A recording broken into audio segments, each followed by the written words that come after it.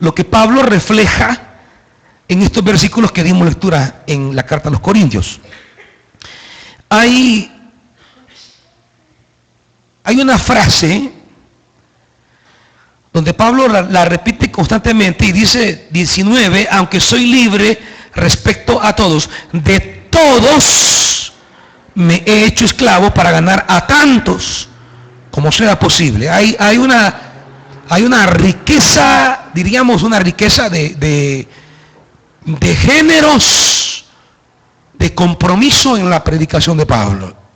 Él tiene una fuerte vocación, él tiene una clara intención, y eso lo empuja a hacer toda forma posible. Y es lo que quiero enfatizar en el versículo 22, al final, cuando dice, me hice todo para todos, a fin de salvar a algunos por todos los medios posibles. Me hice todo. Yo le preguntaría si estamos dispuestos a hacernos de todo. Es que a veces agarramos un tufito uy, yo eso jamás. No, yo quiero llegar y solo pararme y hablar y nada de andar visitando, nada de andar orando por la gente, nada de dar consejería. No, yo solamente los 20 minutos de la predicación y se acabó, no quiero nada más. ¿Qué entendemos por la predicación?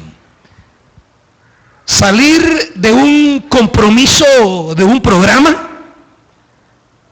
¿O entendemos la predicación como aquella iniciativa que nos empuja y nos obliga, nos constriñe a hacer todo lo que sea necesario, a convertirme en lo que sea necesario, a fin de proclamar el Evangelio?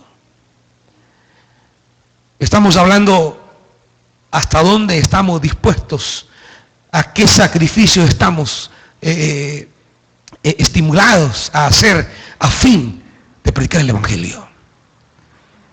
¿De qué se podría vestir usted para predicar el Evangelio? ¿Por qué tenemos a veces aquella forma monolítica o monocromática, un solo color? Pensar que el Evangelio es un solo camino, un solo color, una sola villa. Es que el Evangelio es riqueza, es pluralidad. El Evangelio nos exige, como dice Pablo, de todos los medios posibles, por todos los medios posibles. ¿Por qué reducirnos a una técnica? ¿Por qué reducirnos a un método? ¿Cuántas veces les he dicho, hermanitos, aquí no estamos sujetos a un método, no estamos sujetos a un sistema? El Espíritu nos puede poner a hacer lo que Él quiera. El predicador debe estar dispuesto a hacerse de todo y a usar cualquier camino posible a fin de anunciar la buena nueva de Jesucristo. ¿Por qué tener que reducirnos? ¿Por qué limitar? ¿Por qué ser esclavo de una metodología? Es que es lo que la gente hoy día anda buscando. Es que mire, dígame, ¿cuál es su método? Mire, ¿y cuál es el sistema, pues? Los pastores hoy día andan buscando sistemas o métodos. No necesitamos esclavizarnos a un sistema o a un método. Lo que necesitamos es tener una mente y un corazón moldeable para que el Espíritu nos ponga a hacer lo que Él quiera que hagamos, donde Él quiera que lo hagamos, donde sea que lo hagamos. No hay fórmulas en esto, hermanitos. No hay fórmulas. No hay costumbres. No hay métodos sagrados. No es aquello de que, mire, apéguese al paso 1, al paso 2, al paso 3, al paso 4. Esas solo son formas de castrar la creatividad del Espíritu Santo. Esas solo son formas de encarcelar al Espíritu Santo. Vea un pasaje en Hechos de los Apóstoles. 1:2. Solo subíme a los monitores un poquito. Dice Hechos de los Apóstoles, capítulo 11.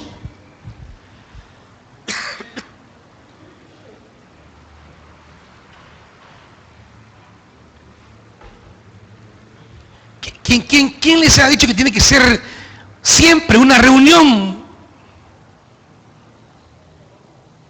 ¿Por qué no se toman la calle un día? ¿O por qué no declaran un día de columna, andar orando por los enfermos de la colonia? No sé si me entienden, hermanitos. No es cosa de metodología y acomodarnos a la metodología. Es cosa de despertar la creatividad. Pero claro, se requiere gente con un tipo de mentalidad, que es lo que vamos a ver. Dice Hechos capítulo 11, versículo 19, los que se habían dispersado a causa de la persecución que se desató por el caso de Esteban, llegaron hasta Fenicia, Chipre y Antioquía, sin anunciar a nadie el mensaje, excepto a los judíos. ¿Por qué ellos no anunciaban a nadie, sino solo a los judíos? ¿Por qué? ¿Por qué? No, ¿por qué? ¿Cómo? No. No.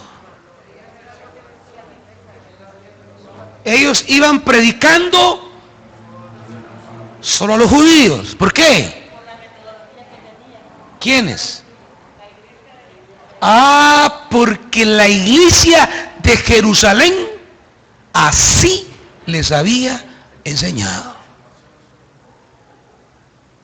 La iglesia de la que venían así les había enseñado. Bájale a este de arriba, hijo. 1:2 ahí. Más. 1 ahí.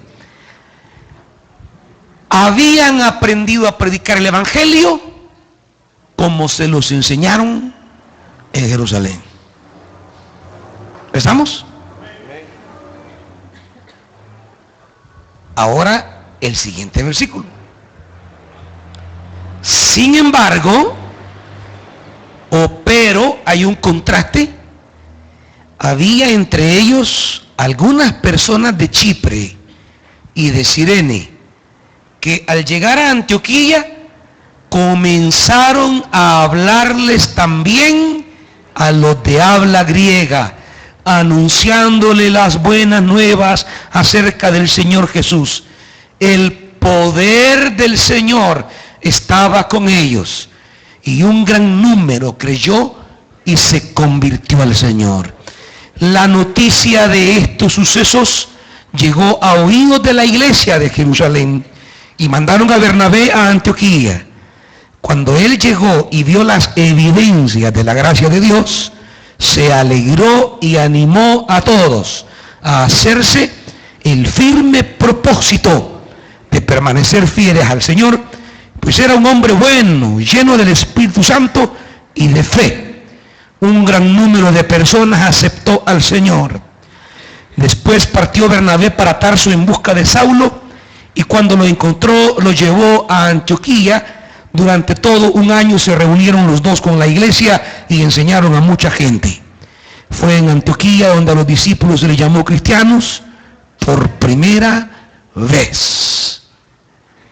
Se repite en dos ocasiones el dato del gran número que creyó, en el versículo 21 y en el versículo 24 al final. Hubo un impacto del evangelio en la convocatoria de las personas a seguir a Jesucristo. Ahora,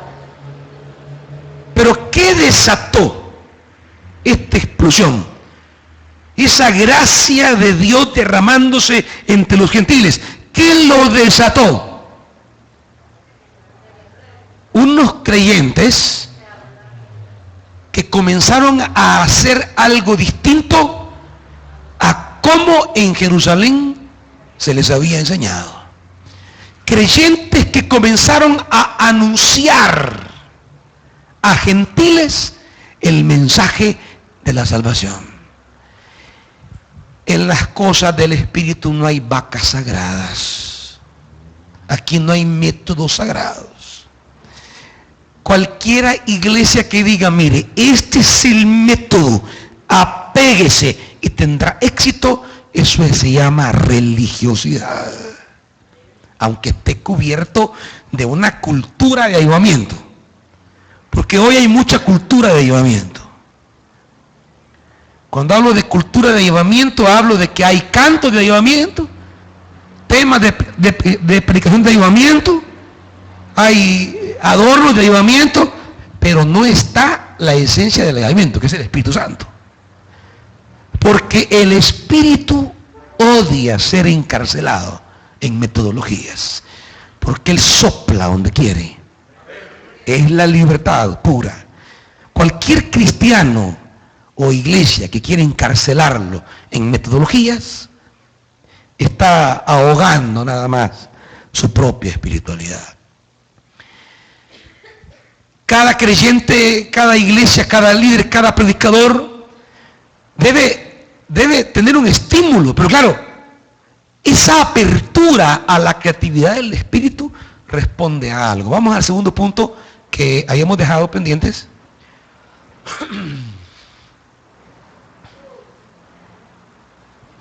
Ya, hermanitos.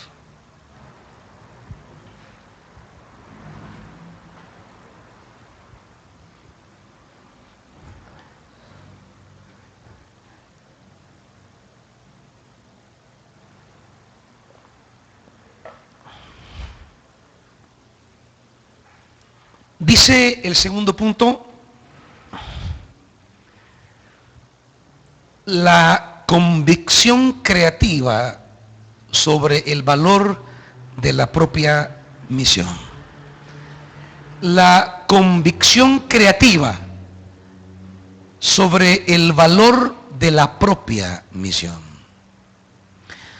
No es solamente de estar convencido, es cuestión que esta convicción debe provocar una creatividad porque está asentada sobre un valor que le concedemos a lo que hacemos.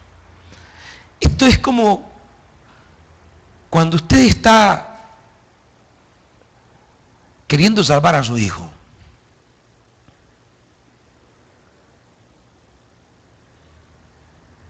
Si a su hijo le ocurre un accidente o le pasa algo a medianoche, ese hijo tiene para el padre un valor tan grande. Hay un valor, una estimación que le tiene ese padre a su hijo, que lo va a impulsar a obrar de maneras creativas para salvarle la vida a su hijo. Ese padre va a comenzar a gritar para que alguien le ponga atención. Ese padre irá a tocar la puerta de un vecino que lo lleve al hospital. Ese padre va a llamar al 911. Ese padre va a parar un taxi. Ese padre va a detener una PDC. Ese padre hará lo que sea necesario con tal de concederle a su hijo una oportunidad de salvarse en el hospital. ¿Por qué? Porque su hijo tiene un valor irreparable para él. Su hijo tiene un valor insustituible para él. Pero claro, hay hermanitos, ya viene el agua, sí, quizás hoy no va a llegar la gente, quizás. Entonces sí, no voy a ir, vaya a ser que solo yo esté ahí.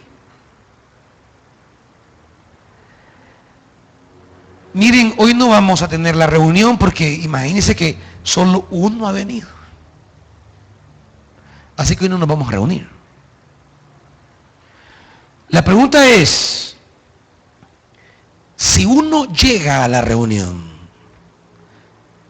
¿qué me querrá decir el Espíritu Santo que comencemos a hacer? Quizás no quiera una reunión. Quizás quiera que y yo salgamos en este momento a orar por alguien, que vayamos a visitar. A veces hay quienes quieren las reuniones ya hechas, como los pastores hoy día.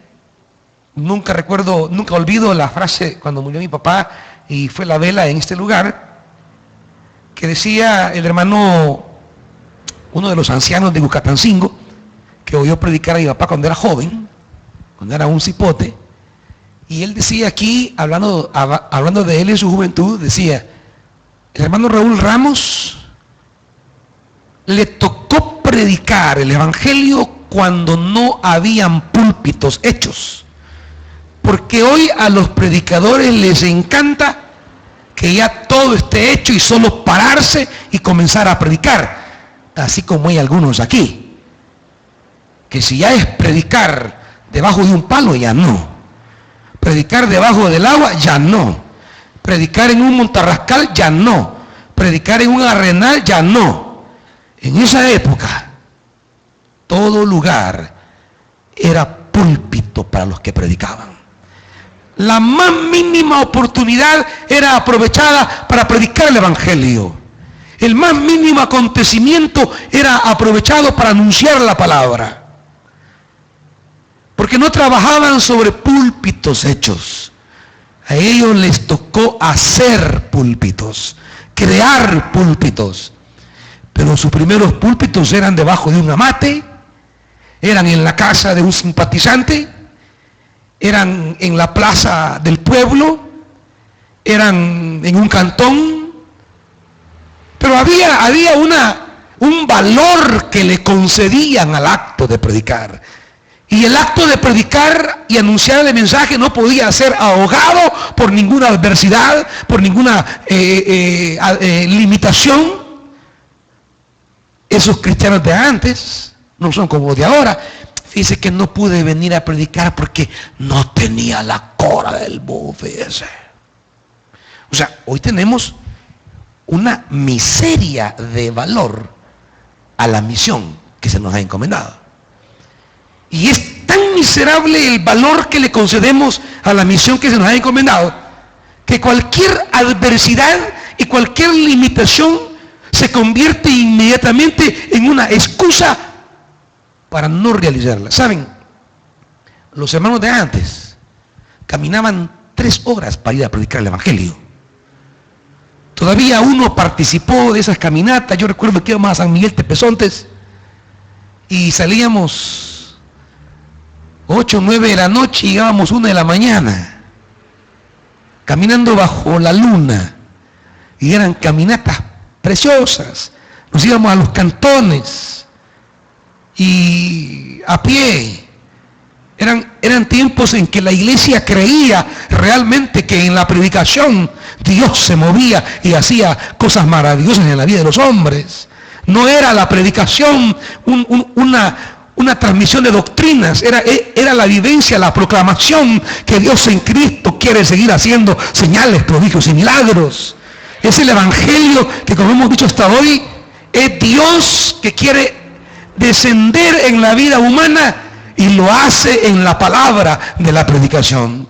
Pero claro, hoy el valor que le damos es tan poco, es tan pobre, es tan limitado muchas veces, que siempre andamos buscando las mejores condiciones para predicar, que siempre andamos buscando las mayores posibilidades para predicar.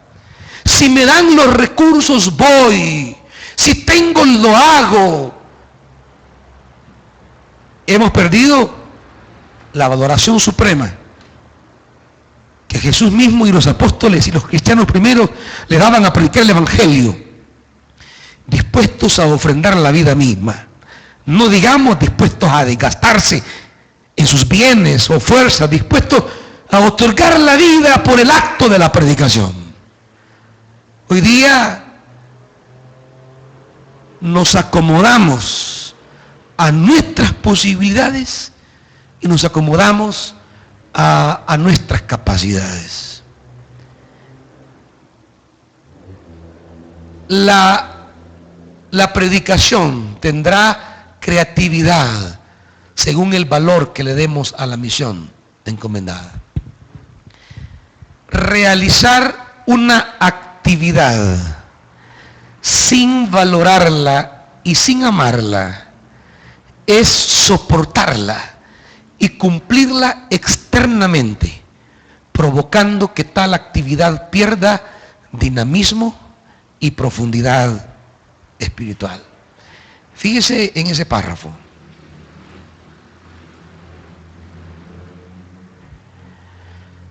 Realizar una actividad sin valorarla y sin amarla. Pedro le dice a Jesús en la mesa: yo iré contigo hasta la muerte.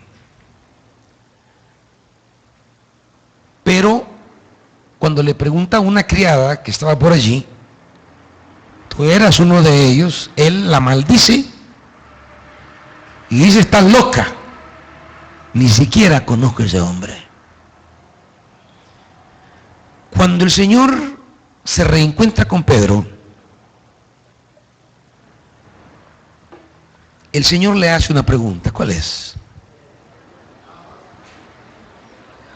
¿Cuál es la pregunta? Simón Pedro, ¿me amas? No le recriminó, no le preguntó por qué dijo que no lo conocía, no lo encaró, solo le dijo: Simón Pedro, ¿me amas? Es que esa es la pregunta que determinará su sacrificio. ¿Cuántas veces servimos aún por interés? Trabajamos en la obra del Señor por interés, y no interés de Dios, interés de nuestro nombre, interés de nuestra posición. Juan y Jacobo le llegan un día donde Jesús a decirle: Señor, nosotros quisiéramos que en tu reino esté mi hermano a la derecha, yo a la izquierda, que seamos los meros ahí.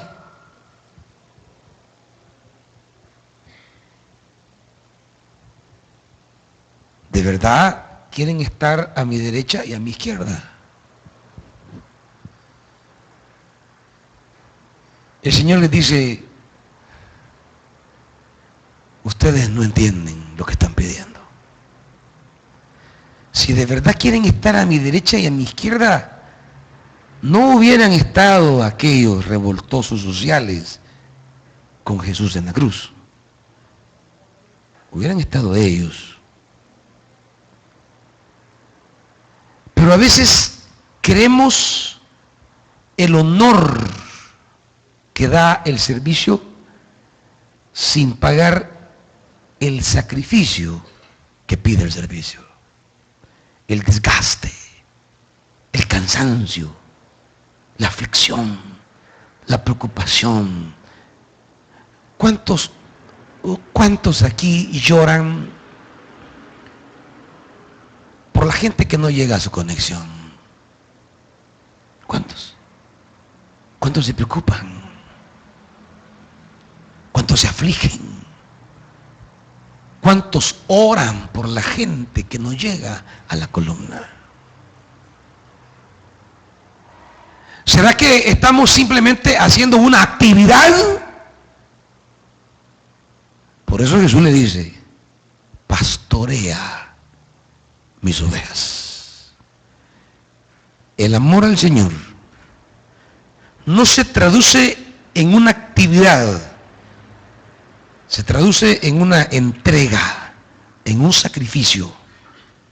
Acompaña, pastorea, sirve, ministra mis ovejas.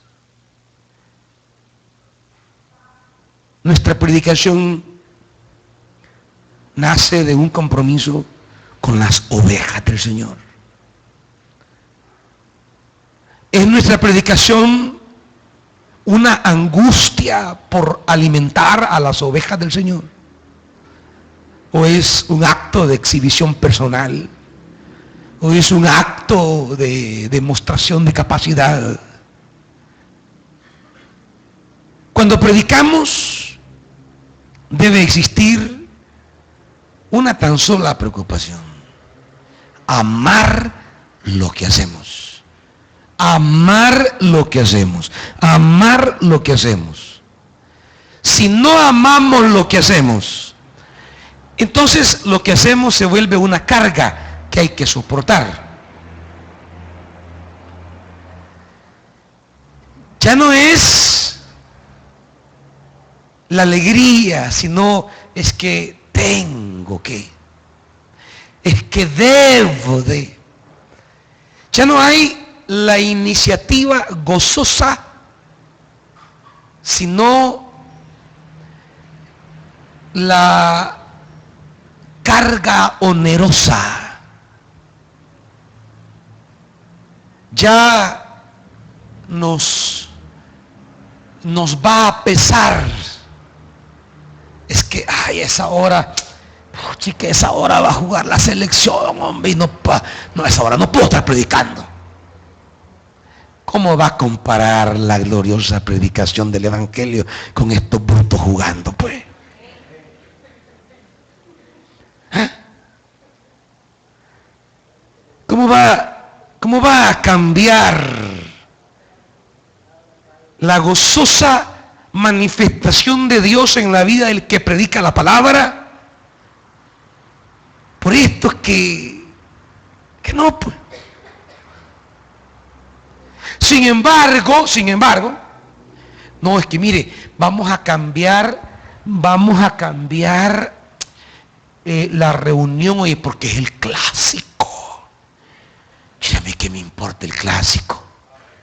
Si hay culto y hay palabra, hay que predicar. El clásico, su abuela, dígale. No es que acomodémonos. No es que adaptémonos. No. ¿Cómo vamos a sustituir el valor de una palabra en la que Dios quiere obrar en el receptor, a la que debemos amar? Si usted no ama lo que hace, y esto significa que usted sufra por aquello que hace, que usted llore por aquello que hace. Si usted nunca llora por la obra que se le ha encomendado, usted nunca va a amarla de verdad. Hasta que usted llore por el ministerio que se le ha encomendado, hasta entonces va a comenzar a amar verdaderamente la obra de Dios. Cuando usted llore y sufra en el camino del trabajo, pero se mantenga firme. Cuando sienta que está enamorado de eso, pues. Sienta que allí palpita su corazón. Sienta que es una parte suya. Que no la hace con, ¿cómo le llaman los doctores o las enfermeras? A esa hermanita de hacer un trabajo de no ensuciar, de no contaminar. ¿Cómo le llaman? Que esté esterilizado, pero que esté aséptico. Si usted así quiere ir a servir, solo de figurín, pero no zambullirse y amar lo que hace, y ya le digo, va a sufrir. Porque tiene que sufrir, quiero que lo entienda. Es que pasar por el camino de la predicación es pasar por el camino de la cruz. Y es algo que todavía nuestro disco duro no entiende. porque nos han llenado de una mentalidad de éxito y de cero problemas, que no logramos concebir, congeniar o armonizar el hecho que predicar el Evangelio y servir al Altísimo Dios nos va a implicar horas de lágrimas y de sufrimiento por el Evangelio. Y por eso, como no lo tenemos en el disco duro, cuando llegan estos momentos de oscuridad y de llanto, que anda deprimido, dice, que anda en bajón.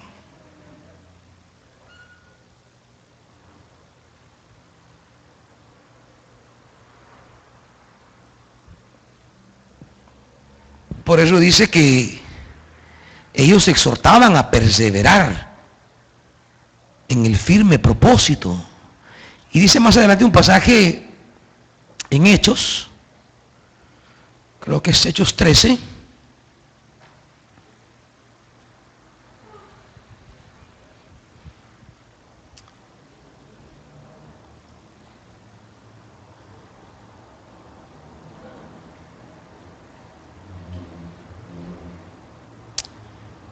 dice, permítame,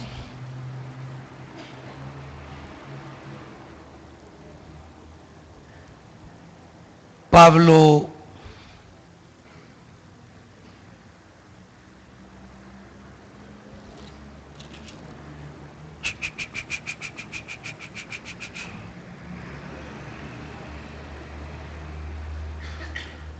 permíteme, hermanitos, que este pasaje, capítulo 14,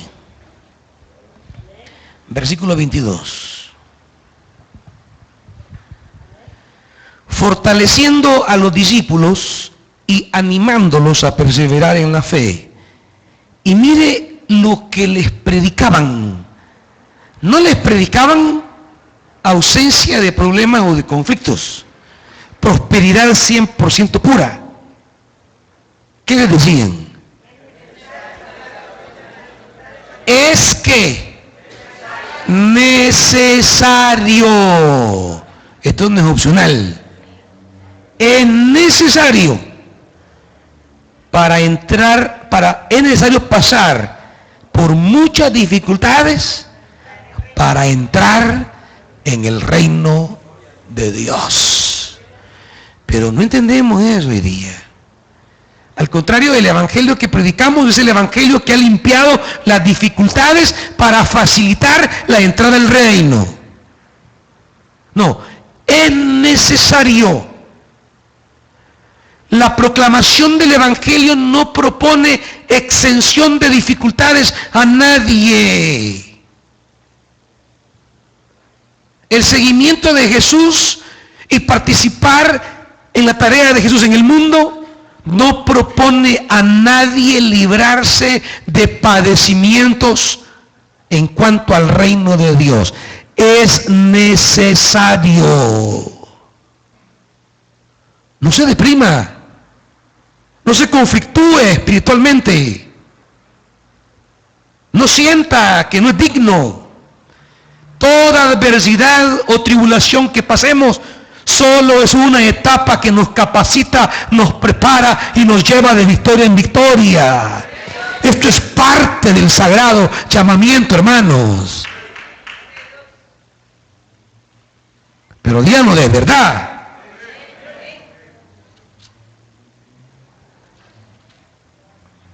Dice Jesús, capítulo 5 de Mateo,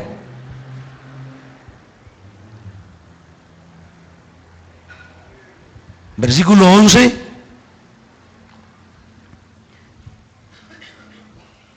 dichosos serán ustedes cuando por mi causa la gente, ¿qué, hermanitos?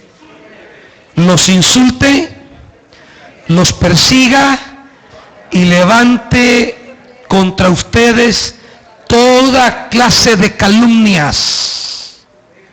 No hay campo para la depresión. Versículo 12.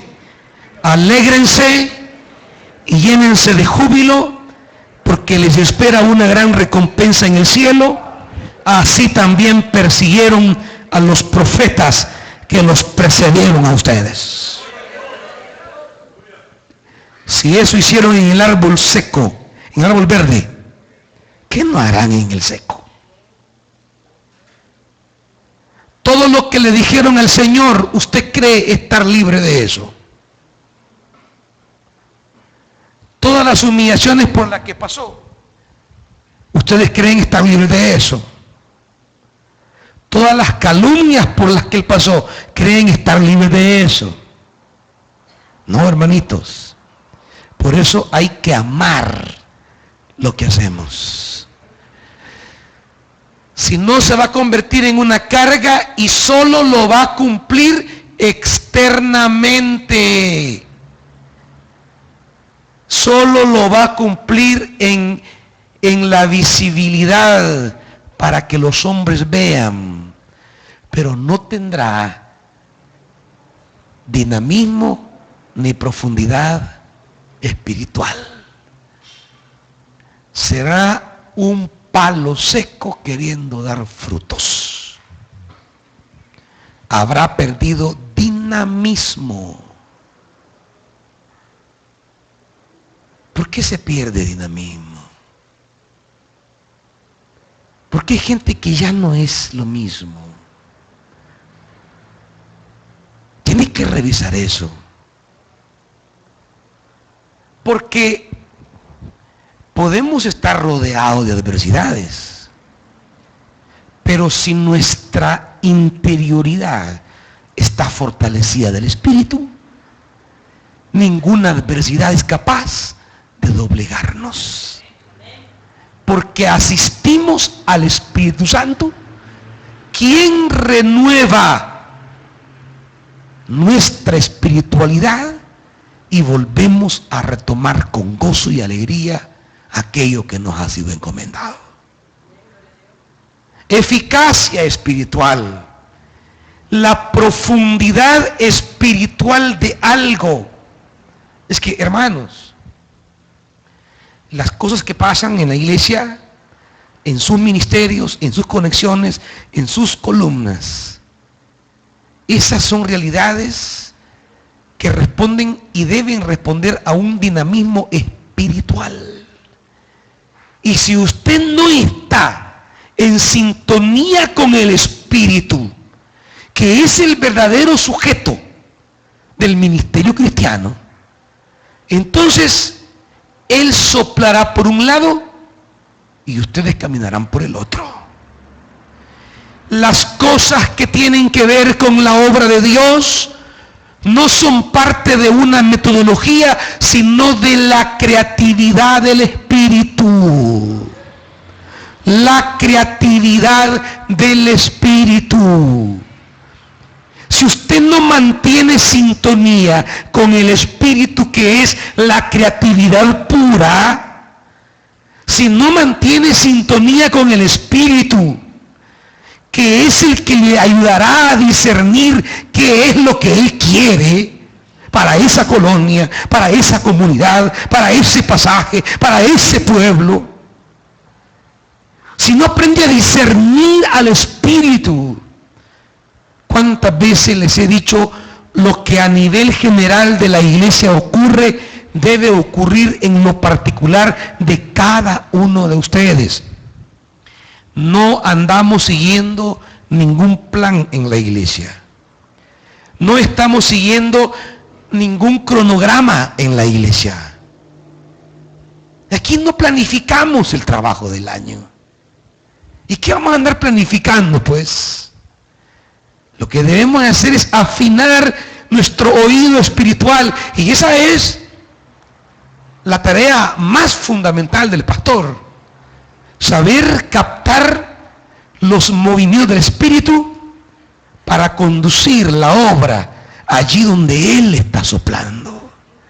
Es de tener delante mío no un cronograma, es tener delante de nosotros un tino espiritual que nos permita captar, entender y seguir lo que quiere hacer el Espíritu.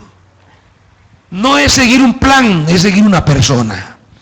El trabajo de la iglesia no va detrás de un plan, va detrás de una persona que existe, se mueve, es real, aquí está, pero hay que conectarse con ella.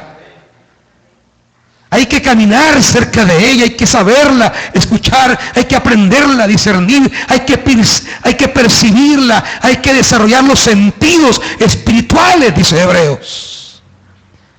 Así como usted oye y mira en el campo sensorial, oye a su madre, a su padre, oye que entró la novia, oye que viene el novio, así como los sentidos están agudos a veces a escuchar el mundo físico.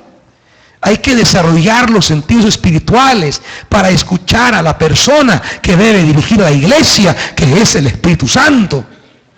La iglesia no la dirige un método ni un sistema, sino el Espíritu. Y es tarea del predicador, del pastor, saber entender dónde sopla el Espíritu y por allí irnos. Por eso hablamos de la espiritualidad del predicador. Porque sin ese discernimiento, sin ese percibir el Espíritu, será imposible que podamos responder con creatividad. Porque una cosa es cierta, hermanitos, el Espíritu siempre abre caminos nuevos, siempre, siempre, siempre. Él es la novedad pura, es la creatividad en esencia.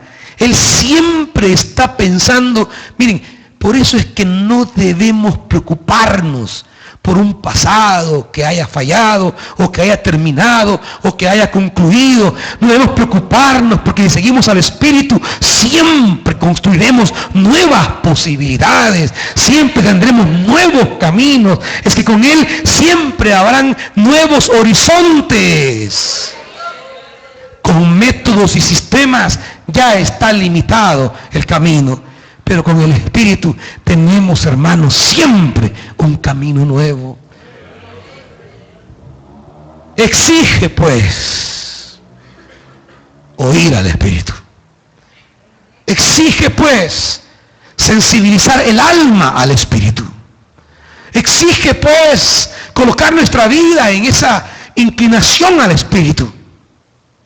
Exige de ustedes que predican la palabra, de vivir en el Espíritu, de respirar al Espíritu. Y quizás de una aparente derrota un día van a sacar una gran victoria. Y quizá de una realidad en la que humanamente todo ha terminado, quizás solamente es el inicio de algo más grande que Dios está haciendo. Con el Espíritu no se mira con nostalgia el pasado. Con el Espíritu caminamos con victoria hacia nuevos caminos que Él tiene delante de nosotros. Con el Espíritu no lloramos como Samuel por Saúl. Con el Espíritu Él nos lleva a ungir nuevos reyes. Con el Espíritu no nos quedamos lamentando a la orilla del camino lo que fue o pudo ser. Con el Espíritu siempre haremos nueva forma, nuevos caminos, nuevas fronteras.